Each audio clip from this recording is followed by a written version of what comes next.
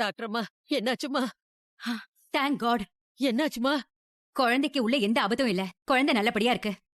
வா ஐயா பெரிய மந்த சீலக்காரி, ரொம்ப நன்றிமா, மறக்கவே மாட்டேன். டாக்டர்மா ரொம்ப நன்றிமா, நல்ல விஷயம் சொல்லியிருக்கீங்க. நீங்க நல்லா இருக்கணும்மா. ஸ்கேன்ல பார்த்த வரைக்கும் எந்த பிரச்சனையும் இல்லம்மா. இப்போ ஆர்த்தோ டாக்டர் வருவாங்க, அவங்க சொல்றத ஃபாலோ பண்ணிக்கோங்க. ஏமா, வயித்துல இருக்கிற 2 பிள்ளையும் நல்லா இருக்குல்ல?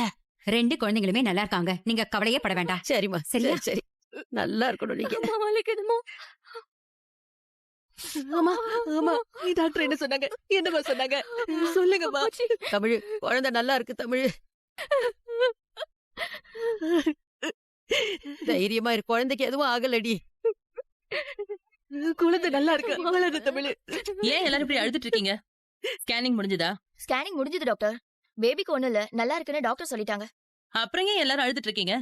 நாங்க அழல டாக்டர், இது ஆனந்த கண்ணீர். எங்க வீட்டு வாரிசுக்கு எதுவும் ஆகலைங்கிற சந்தோஷம் தான்.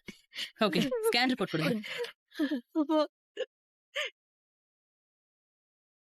பேஷண்ட் கீழே விழுந்ததுல அவங்களோட ரைட் கால்ல லிகமெண்ட் டேர் ஆயிருக்கு. ஐயோ, ஆமா, என்னம்மா இப்படி சொல்றாங்க? 3 வாரத்துக்கு இவங்க கால் அசைக்கவே கூடாது. ஐயோ, நீங்க வெயிட் தூக்கவோ இல்ல காலை ஊனி நடக்கவோ கூடாது. உட்கார்ந்துதான் இருக்கணும். பாத்ரூம் போறதா இருந்தா கூட யாராவது கூட இருந்து அசிஸ்ட் பண்ணுங்க. அப்படியா? கூட இருக்கிறவங்க யாராவது தூக்கிட்டு போனா கூட நல்லதுதான். மத்தபடி மூவ்மெண்ட்டுக்கு வீல் சேர் ஏதாவது ஆர்டர் பண்றதுனா கூட பண்ணிக்கோங்க. ஆனா எக்காரணத்து கொண்டும் காலை கீழே ஊனி 1 அடி கூட நடக்க கூடாது.